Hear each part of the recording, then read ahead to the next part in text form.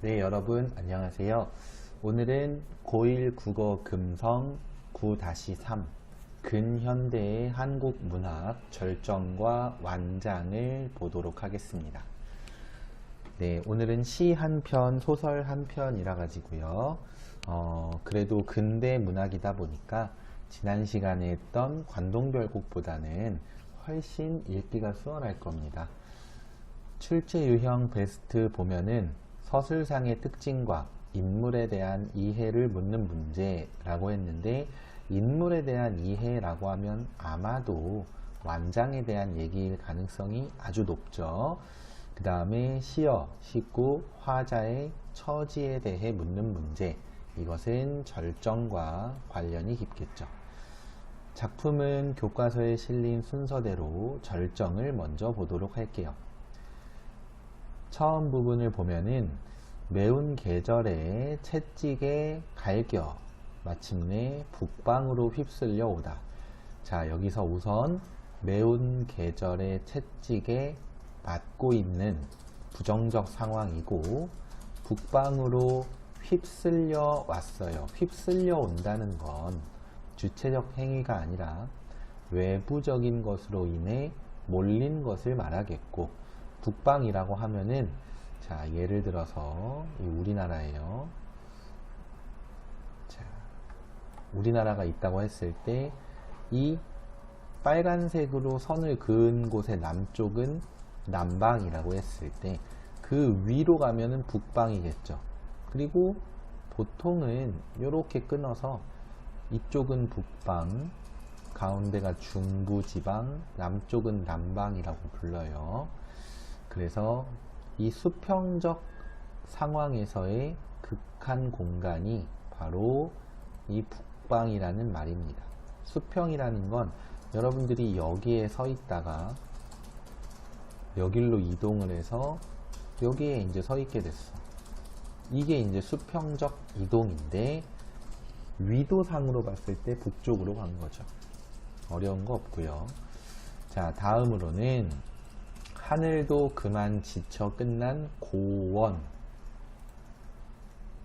서리빨 칼날진 그 위에 서다 라고 했는데, 이 고원이라는 건 예를 들어 화자가 이 지점에 있다가 실제로 화자는 경상도 사람이라 이쯤에 있었겠죠. 그러다가 북방으로 몰렸어, 여길로. 근데 여기에서는 이 산이 있어가지고 이 산 밑에 있다가 산 위로 올라갔어. 이것은 수직적 극한의 공간이에요. 그래서 수평적, 수직적 개념 알아두시고, 이 고원에서도 평평한 땅이 있는 게 아니라 서리빨 칼날진 그 위에 서 있대요. 어때? 이 칼날 위에 서 있는 거면 굉장히 위태롭겠죠.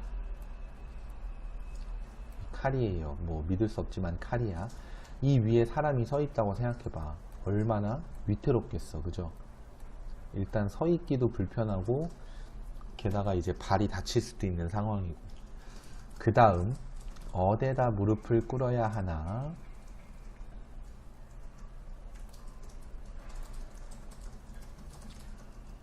한 발 제겨 디딜 곳조차 없다.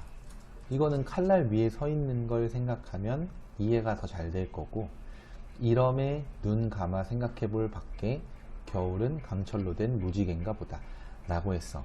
자, 그럼 화자는 지금 일단 채찍에 맞는 상황이었으니 안 좋은데, 북방의 고원의 칼날 위로까지 내몰렸으니 더더욱 안 좋죠. 이쯤에서 생각해 봐야 되는 건, 작품의 제목은 절정입니다. 그렇다는 건 이 제목인 절정이 의미하는 바가 뭐냐? 절정은 화자가 처한 상황이나 또는 그 상황으로 인한 고통이 절정에 달했다, 극한에 달했다 라고 이해하실 수 있어요. 그렇게 되면 화자는 사실 보통의 사람, 뭐 선생님도 그렇고 여러분들도 그럴 것 같아요. 보통 사람이면 이렇게 고통이 크면 그냥 다 포기해 버릴 것 같거든. 다 포기할 것 같은데, 이 사람은 강철로 된 무지개, 겨울은 강철로 된 무지개야 라고 하면서 견디기로 합니다. 그럼 강철과 무지개의 이미지는 어때요? 강철. 많은 학생들이 강철은 보통 견고하고 튼튼하다라는 이미지를 가져서 긍정적으로 보는 경우가 있는데, 여기서 그 강철로 된 곳 위에 내가 있으면 이건 좋지만, 강철로 된, 예를 들면 채찍으로 맞는다고 생각해봐. 너무너무 안 좋겠죠. 너무너무 아프겠죠. 그래서 강철은 화자의 현실적 또는 지금 상황적인 어떤 고통을 의미하는 말로 주로 보고요. 무지개 같은 경우는 크게 두 가지로 해석이 돼요. 이건 금성교과서 그 출판사 자료에 해석을 참고한 것인데, 하나는 이제 무지개가 보통은 이제 아름답고 좋은 것을 의미하죠. 그래서 어떤 미래의 희망이라는 의미로 보는데, 이건 금성뿐만 아니라 모든 학교들이, 그러니까 다른 출판사도 대부분 이건 이렇게 보기는 해요. 근데 여러분들의 학교에서는요, 희망으로만 보는 게 아니라 무지개가 항상 보이는 게 아니죠. 여러분들 지금 무지개 보고 싶으면 밖에 나가서 보면 되나요? 안 되잖아, 그죠? 그러니까 이 무지개는 잠깐 떴다가 사라지는 것, 즉 일시적인 속성을 가진 그런 대상이에요. 그래서 강철로 된 무지개라는 건 지금의 고통은 일시적인 거고 곧 지나갈 거야 라고 해서, 사실은 결국은 일시적이라고 해도 고통이 사라질 거라는 어떤 희망적인 느낌으로 가기 때문에 시의 주제 자체가 크게 달라지진 않아요. 무지개를 다르게 보더라도. 그래서 지금의 고통을, 이 절정의 고통을 포기하기로 한 게 아니라, 또는 이 상황에 굴복하기로 한 게 아니라 희망을 버리지 않겠다라는, 그래서 여기 파란 글씨 보시면 초극의지라고 하는데, 초극, 초월과 극복입니다. 그렇게 하겠다는 의지가 드러나고, 그래서 이 시적 화자는 고통 속에서도 희망을 버리지 않는 태도를 가지고 있고요. 대립적인 시어를 통해서 역설적 표현을 썼다. 이 병치라는 말은 별로 어려울 거 없어요. 그냥 강철 무지개를 배치했다 정도의 뜻이고, 역설적 표현, 이 둘의 이미지가 안 어울리죠. 여기서 근데 어떤 학생들은 역설을 반대라고 생각을 하기가 쉬워요. 근데 반대라기보다는 어울리지 않아서 모순을 일으킨다, 이게 더 정확한 어떤 이해라고 볼 수 있습니다. 아시겠죠? 네, 그래서 이 절정이라는 작품은 이렇게 이해하시면 될 것 같고, 다음으로 내려가 볼까요? 이제 바로 완장이 나오는데, 여러분 완장이라는 말은 사실 요즘에도 쓰이죠. 막 어떤 사람이 반장처럼 굴거나 통제하려고 들면은 이제 완장질 한다, 이런 표현을 인터넷상에서도 많이 쓰고, 그죠? 그래서 완장질이라고 하면은 그 말은 사실 얼핏 봐서는 권력의 횡포를 휘두르다, 이런 정도의 뜻인데, 더 잘 보면은 회장님이나 진짜 힘 있는 사람들은 완장을 안 차요. 그런 사람들이 이 완장을 주는 것은, 누군가에게 완장을 주는 건 자신의 권력을 행사할 수 있는 그 어떤 권한을 타인에게 빌려주는 개념입니다. 그래서 이 완장은 본질적인 권력이라기보다는 권력의 대리인 정도의 느낌으로 볼 수 있겠고, 임종술이라는 중심 인물도 이 완장에 환장한 사람이에요. 그래서 어떤 내용이 전개되는지 일단 앞부분 줄거리 잠깐 일시정지하고 읽어보시고요. 네, 읽으셨으면, 이 저수지 감시원직을 부탁을 받았는데 자기가 촌구석에 있다고 나를 우습게 보냐, 내가 이거밖에 안 될 것 같냐 라고 하면서 이제 어떤 그 거절을 하는 상황인데, 여기서 임종술은 이래봬도 왕년에 사장님 소리까지 들었던 사람이다 라고 해요. 근데 종술의 과거를 알고 나면 아, 이거 허풍이구나. 번듯한 회사의 사장으로 있었던 게 아니라 그냥 이렇게 조그맣게 혼자서 뭐 어떤 그 장사를 좀 했었구나. 그것도 이제 뭐 자기 사업체가 있으면 사장은 사장이니까. 그래서 허풍을 자기가 대단한 사람인 것처럼 허풍을 이제 떠는, 허풍을 친다라고 하죠. 허풍을 치는 그 모습이 웃음을 자아내고 해학적으로 이어지는데, 해학이라는 단어에 대해서는 좀 알아야 되겠죠. 해학과 풍자는 공통적으로 웃음을 유발하기 때문에 이 골계라고 하는 더 상위 개념으로 이해를 하기도 해요. 근데 그 중에 해학은 어떤 요소가 있냐? 해학은 연민, 쉬운 말로는 동정심이에요. 연민을 바탕으로 하였으며 대상에 대한 어떤 공격적인 웃음, 비웃거나 비하하거나 이런 개념이 아닙니다. 그러나 풍자는 공격적인 웃음이 맞고요. 그리고 이 풍자의 대상은 부정적 인물이에요. 공격을 받아야 하는 인물 또는 뭐 현상 이런 거겠죠. 그래서 풍자는 뭐 중학생 때도 충분히 다들 배우시는데, 막 요즘에 뭐 블랙 코미디라든지 이런 쪽들도 말하자면 풍자의 하나의 형태라고 볼 수 있겠고, 이 지문에서의 임종술은, 이 작품의 임종술은 사실은 부정적인 요소가 있는 인물이거든.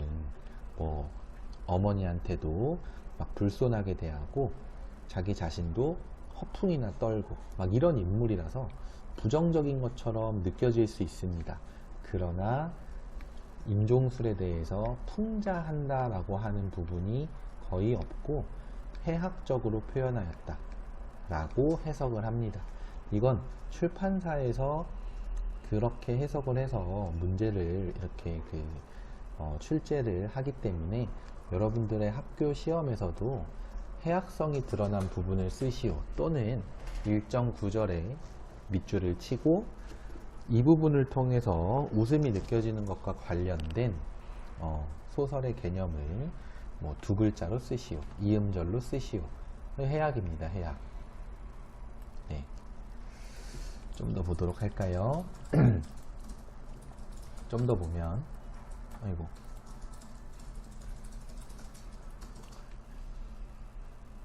아래로 내려가다 보면은 무작정 화만 내지 말고 이렇게 좀 같이 일하자 라고 하면서, 이왕이면 낚시도 하면서 뭐 소일 삼아서 완장 차고 물 왔다 갔다 하면서 사람들 감시나 좀 하면 어때? 이런 얘기를 했을 때 여기서 갑자기 종술은 이 완장에 꽂혀요. 완장이요? 라고 하죠. 그렇다, 바로 그 완장이다 하면서 임종술이 평소에도 완장에 대해서 어떤 특별한 감정이 있음을 알 수 있죠. 자, 여기서 이제 앞부분에 잠깐 그 임종술의 과거를 읽으시면 좋을 것 같은데, 간단하게 말하면 좀 불법적인 일이나 약간 감시의 대상이 되는, 그러니까 뭐 예를 들어서 길거리 노점상 같은 것도 사실은 엄밀히 말하면은 합법적인 상황은 아니죠. 왜냐면 이거는 이해를 해두세요. 막 길거리에서 노점 하시는 분들이 안타깝고 막 추우실 것 같고 걱정되는 것도 맞지만, 사실은 임대료 내고 가게 얻어서 꼬박꼬박 월세 내면서 장사하시는 분들이 돈 버는 건 더 힘들어요. 노점상 하시는 분들은 딱히 그런 어떤 임대료 걱정 같은 건 없으시죠. 그냥 감시원이 와서 이거 치우셔야 돼요 라고 하면 그때그때 치우기는 하겠지만, 뭐 감시원이 24시간 붙어 있지도 않고, 그러니까 이게 약간 보여지는 이미지 상으로는 노점하시는 분들이 좀 안타까운 상황인 것처럼 보이지만, 또 가게 얻어서 월세 내면서 장사하시는 분들 입장에서는 나는 월세 얻어서 떡볶이 팔고 있고 저 사람은 길거리에다가 이동식 포장마차 해놓고 거기서 떡볶이를 파는데 손님을 반씩 받아요. 그럼 내가 엄청 손해가 큰 거야. 나는 월세를 내니까. 그런 측면이 또 있습니다.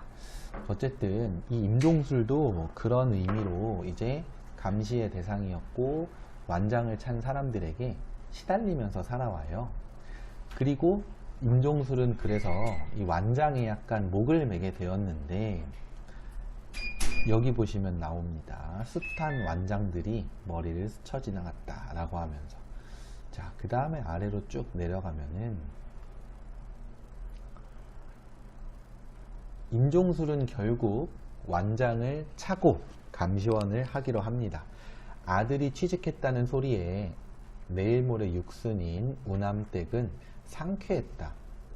간단하죠. 여러분들도 나중에 커서 느끼겠지만 대학 나오고 바로 취업이 되면 너무너무 감사하지만 그렇지 못하고 뭐 6개월에서 1년 정도 자격증 공부, 토익 공부 이런 거 하면서 취업준비생의 기간을 가지게 되기도 해요.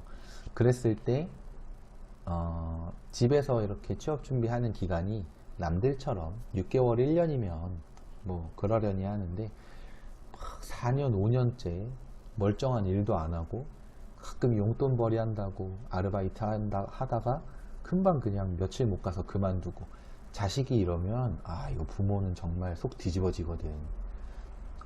그랬는데 그 우남댁도 멀쩡한 자식 임종술이가 드디어 취직을 했대 라고 하니까 상쾌하다라는 거죠. 자, 월급의 많고 적음이 문제가 아니라, 그게 아니라 문제는 사람의 됨됨이에 있다. 사람의 됨됨이. 열심히 땀 흘려 일하고, 땀 흘려 일하든 뭐 땀 안 흘려 일하든 일하고 돈 받아서 생활을 꾸려나가는 그런 어떤 성실한 삶을 아들이 살길 바라는 거지. 여러분들도 뭐 학생들이 건물주 되고 싶다 이런 얘기 많이 하는데, 물론 건물주가 되지 말라는 것도 아니고 건물주들이 나쁘다는 것도 아니지만, 선생님은 뭐 태어나자마자 내 이름으로 된 건물이 있어서 한 달에 뭐 500만 원씩 꼬박꼬박 통장에 꽂힌다. 근데 그 삶이 막 좋아 보이진 않아요. 뭐 선생님도 뛰어난 능력을 가졌다라고 말할 수 없지만 내가 가진 나름의 능력과 소질을 활용해서 지금 이렇게 이제 여러분들이 사용할 수 있는 자료를 만들기도 하고 영상을 찍기도 하죠. 이런 소질이 누구나 다 있고 그것을 어느 정도 발휘하기 위해서, 그래서 사람은 직업을 가지는 거예요. 단순히 먹고 살려고 직업을 가질 것 같으면 사람 됨됨이라고 하는 것은 어떤 그 성실함, 자신의 소질을 활용해서 일을 하고 그에 대한 정당한 보수를 받아서 삶을 꾸려나가는 그 성실함이란 관계가 있어서, 여러분들도 가만히 앉아서 막 그냥 불로소득이라 그러죠. 그런 걸 추구하기보다는 본인이 가진 소질과 재능을 활용해서 많든 적든 돈을 벌고 또 그걸 착실하게 모아서 뭐 어떤 인생의 여러 가지 대소사, 결혼도 있을 거고 뭐 여러 가지가 있겠죠. 그런 것들을 헤쳐나가는 그런 삶이 말하자면 바람직한 삶이야. 너도 나도 건물주 하려고 해봐. 우리나라 인구가 전부 다 건물주가 되었다고 치자. 그럼 누가 거기에 세입자가 되고 누가 거기에서 월세 내면서 살겠어요? 그러니까 이 건물주로서 지내시는 분들도 있고 또 세입을 해서 이제 뭐 장사를 하시든 사업을 하시든 하다가 나중에는 또 그 일이 잘 돼서 또 자기도 나중에 좀 현장에서 일하기 힘들어진 그런 나이가 됐을 때에는 이렇게 그 소득이 좀 있어야 되니까 또 건물에서 일정한 소득이 나온다. 이런 흐름이 가장 좋은 거지. 처음부터 아무 일도 안 하고 그냥 가만히 앉아서 들어오는 돈 까먹고 사는 거 아주 바람직한 형태라고 보긴 좀 힘든 것 같아요. 자, 그래서 어머니 우남댁은 아들의 이런 어떤 취직을 반겼고요. 다음 아래로 내려가 보시면 아들은 이런 얘기를 해요. 월급은 많지는 않아요. 그냥 감시원 완장이나 차고 있는 겁니다. 라고 했어. 그러면서 완장이라는 얘기를 살짝 해서 어떤 그 어머니의 그 긍정적 반응, 야, 네가 완장을 다 차는구나, 이런 걸 바랬어. 근데 어머니는 뭐야, 완장? 이라고 하면서 오메, 네가 완장을 차냐? 라고 하면서 너 그거 안 차면 안 되냐? 라고 해요. 근데 종술 입장에서는 이 완장 찬 사람들한테 오랫동안 괴롭힘을 당하다 보니 완장에 대한 선망이 있고 그것 때문에 이 일을 하는 건데, 근데 이거 완장 차지 말라니 말이 됩니까? 말도 안 되겠죠. 근데 이 사정에는 또 이유가 있습니다. 뭐냐면 종술이 일단 화를 내요. 화를 내서 이제 막 그렇게 못마땅하냐 라고 하는데, 돌아가신 양반 때문에 그러지 않냐 라고 해. 이러면 이제 여러분들은 교재에 따로 제시되지 않았더라도 종술의 아버지도 뭔가 완장과 관련해서 어떤 그 불편한 일이 있었구나, 완장을 찬 사람에게 뭔가 괴롭힘을 당했다든지 그런 일이 있었구나 라고 생각을 해볼 수 있어요. 그 다음에 내려가서 완장이라면 사죽을 못 쓰는 게 다 핏줄인갑다. 아마도 그러면 그 종술의 아버지도 완장을 차고 뭔가 활동을 하다가 어떤 억울한 일이나 나쁜 일이 있었나 봐. 그래서 어머니는 완장을 싫어하는 거겠죠. 자, 그 다음에는 그 완장하고 이 완장은 엄연히 다르단 말이요 하면서 목리는 쉽게 말하면 심술, 화내는 거예요. 화내는 거. 화를 냈다 라고 하면서 고분고분하고자 작정했었으나 그러나 평소처럼 목리를 냈다는 것은 평상시에 종술이 부모님한테 이렇게 효자는 아니었구나, 불손한 행동을 많이 했구나 알 수 있겠죠.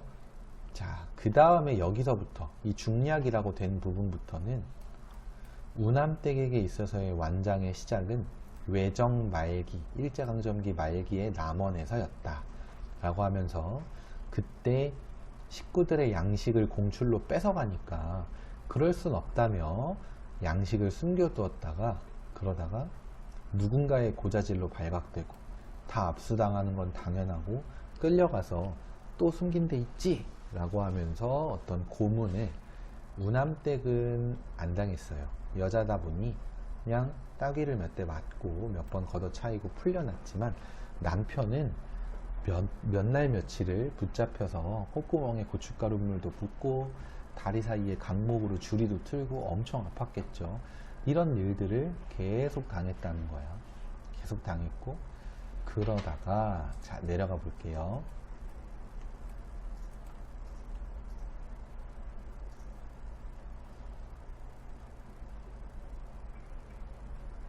그러다가 결국은 이제 풀려나게 되는데, 그 뒤로 남편은 박가라는 인물, 농사 짓다가 이렇게 좀 시비가 붙어서 크게 싸운 적이 있는데, 이 인물이 이제 그 공출 안 당하려고 곡식 숨겼다 라는 것을 이제 이렇게 고자질을 했고, 그로 인해 남편은 박가를 막 이제 혼내주고 싶어 했다라고 하죠.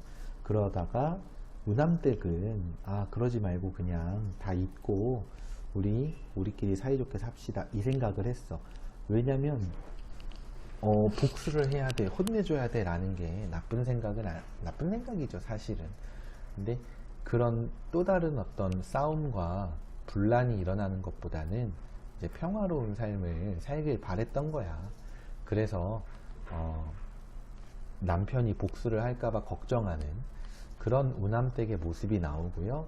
그 뒤로 첫 아들도 있었고 종술이도 얻었다 라고 하는데, 그 뒤로도 스스로 뭔가 나는 이제 며느리의 도리를 다 했어 라고 자만하기보다는 항상 자식 자랑을 삼가고 근신하는 생활을 했다 라고 나와 있죠. 그 뒤로 남편은 오른손이 불구가 된 것은 이제 그 고문을 하도 당해서 그럴 거고요. 그러나 전쟁이 터지기 전, 6.25가 시작되기 전까지는 열심히 또 살아갔다. 그런데 6.25가 터지고 나서 또 문제가 생겨요.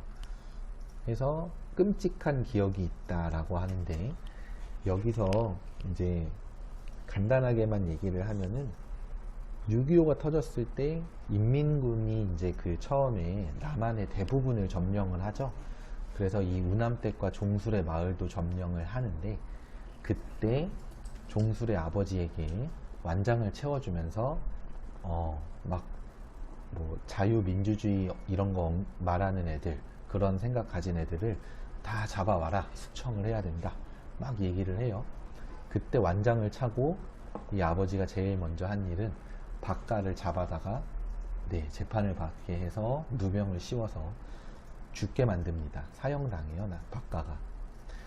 그때 이제 나중에 결국 전쟁 끝나고 남한은 결국은 남한군, 그러니까 민주주의가 뭐 승리했다고 말하긴 좀 그렇고 이제 시행이 되죠. 그러면서 이 박가의 가족들이 다시 또 우남댁을 찾아와요. 복수하겠다고. 이때 이제 종술의 아버지는 전쟁 끝나면서 인민군 밑에서 일했던 것 때문에 난처해져서 이제 잠적해버려요. 잠적하게 되고, 박가의 가족들이 쫓아오니까 종술의 엄마는 종술이 형하고 종술이 데리고 도망치다가, 그때 이제 그 병에 걸린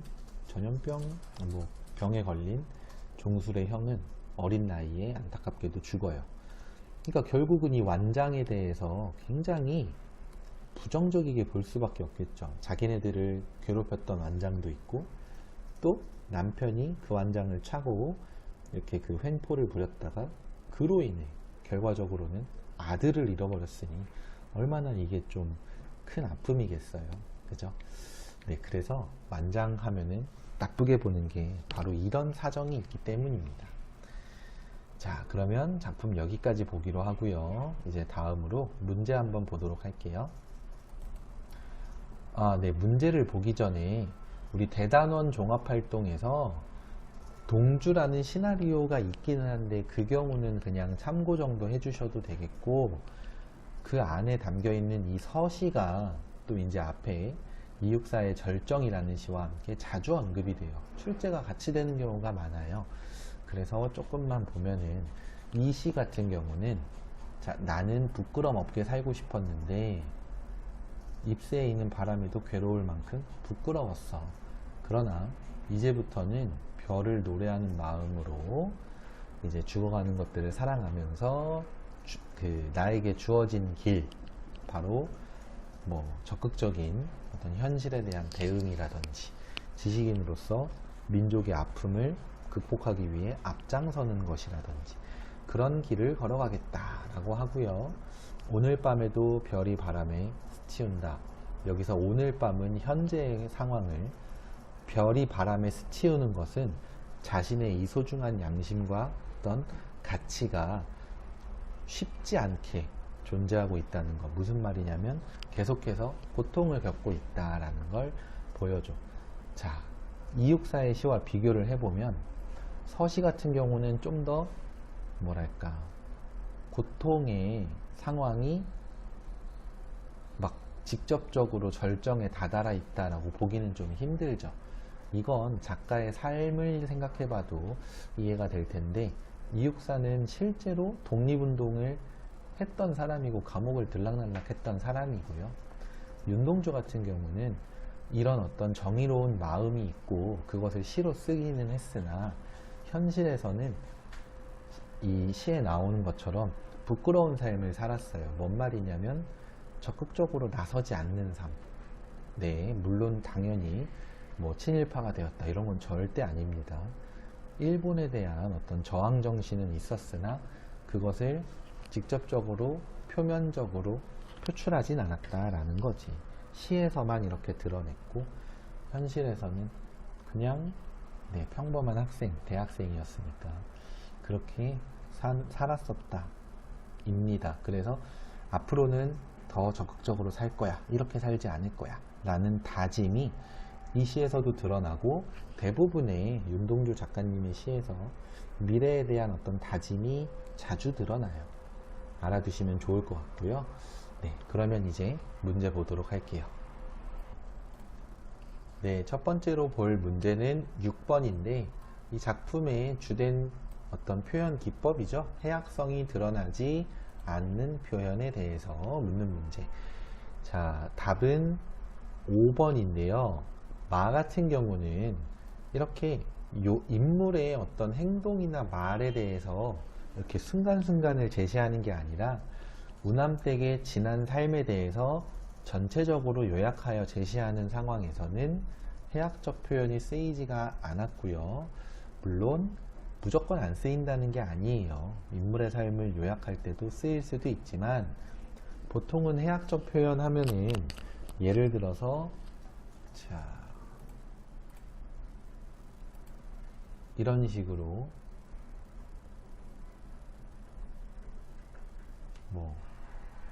나 임종술이 이래봬도 왕년에 사장 소리까지 들어본 사람이요, 이런 식으로 이렇게 인물이 지금 대사를 하고 있는 거죠. 이런 장면들이 주로 해학적 포인트들이 되는 경우가 더 많아요, 아무래도. 그리고 또 이제 지금 이거는 여기가 다니까 이 위로는 나겠죠. 나 같은 경우는 또 이런 장면이 있어요. 뭐냐면 최 사장은 쥐란 놈이 곳간 벽에 구멍 뚫듯 거기를 집중 공격하였다. 바로 임종술의 약점, 완장에 대한 임종술의 반응을 통해 약점을 파악하고 그 약점을 공격하였다라는 건데, 사장을 결국은 구멍 뚫고 있는 쥐에다가 빗댄 표현을 하는 거죠. 따라서 해학성이 성립이 된다, 이렇게 볼 수 있겠습니다. 자, 그 다음에 아래로 내려가서 이번에는 몇 번을 보냐. 이번에는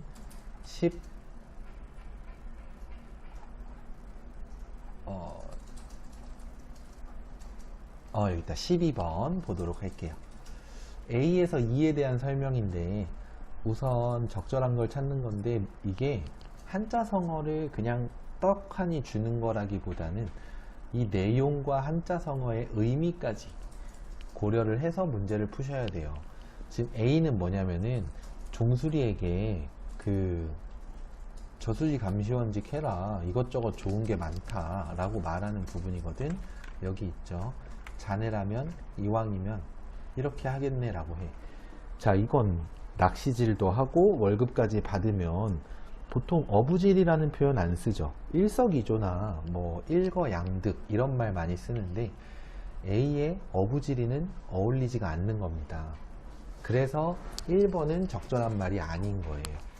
이런 식으로 작품의 내용도 이해를 해 주셔야 되고, 그 한자성어의 뜻도 아셔야 됩니다. 자, 답이 되는 것은 여기.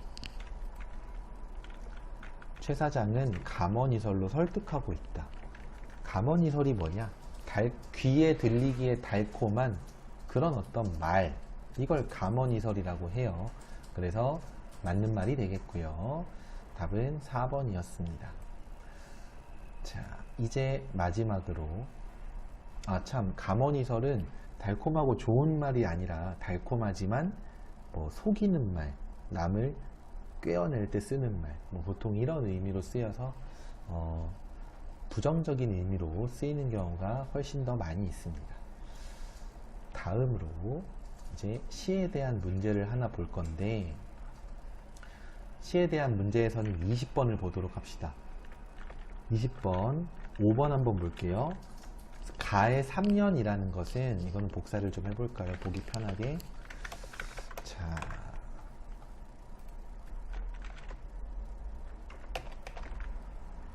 이렇게 보면 될 것 같은데, 어디다 무릎을 꿇어야 하나 한 발 제겨 디딜 곳조차 없다는 건 절정의 고통을 드러낸 표현이고 절박한 상황을 드러낸 건데, 왜 화자는 무릎을 꿇어야 되는지 고민할까요? 왜 고민하냐? 그러니까 일제에게 패배를 인정한다가 절대 아닙니다. 그게 아니라 지금의 상황을 견뎌내고 극복하기가 너무 힘드니 신에게 의지해서라도 견디고 싶다, 이런 의미에 더 가깝습니다. 따라서 무릎은 신이나 절대적 존재, 고통을 해소시켜 줄 수 있는 존재에게 꿇고자 하는 것, 이렇게 보셔야 되겠고요. 그리고 5번, 무릎 꿇고 사죄하다라는 표현과 마찬가지로 무릎을 꿇는 건 화자는 절대자에게 자신의 죄를 반성하고자 한다. 여기서 자신의 죄를 정말로 반성을 해야 되나요? 아니, 일제강점기에 독립운동한 게 죄예요? 아니잖아, 그죠?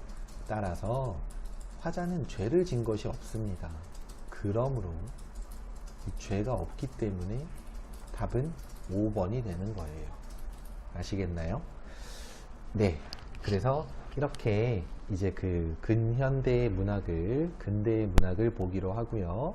근대문학 하면은 이제 일제강점기, 6.25, 그 다음에 민주화 운동, 그 다음에 산업화, 도시화, 이런 키워드가 많이 있어서 이러한 시대적 배경과 또 그 당시의 어떤 사회 문화적 상황을 고려한 해석이 정말 중요할 것 같습니다. 그러면 오늘 수업은 여기까지 하고요. 지금까지 수업에 활용된 모든 자료는 나무아카데미 홈페이지에서 이용하실 수 있습니다. 감사합니다.